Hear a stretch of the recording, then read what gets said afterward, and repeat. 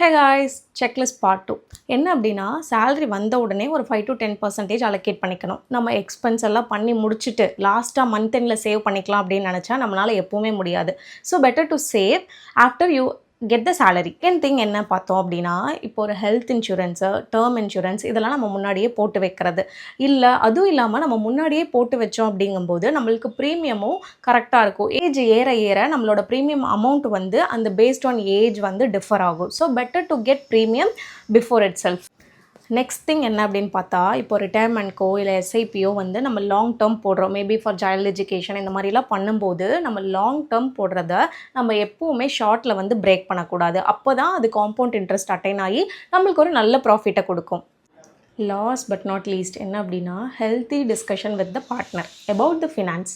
என்ன அப்படின்னா, partner earn பண்ணுறாங்க ஏர்ன் பண்ணலங்கிறத விட அவங்கக்கிட்ட வந்து அந்த உங்களோட ஃபினான்ஷியல் டெசிஷனுக்கு அவங்களோட பாயிண்ட் ஆஃப் வியூ என்ன அப்படின்னு கேட்டு அண்டர்ஸ்டாண்ட் பண்ணி 2 பேரும் சேர்ந்து டிஸ்கஸ் பண்ணி ஒரு டெசிஷன் எடுக்கிறது. இந்த வீடியோ பிடிச்சிருந்தா கண்டிப்பாக லைக், சப்ஸ்கிரைப் பண்ணுங்கள் அண்ட் ஃபாலோ பண்ண மறந்துடாதீங்க.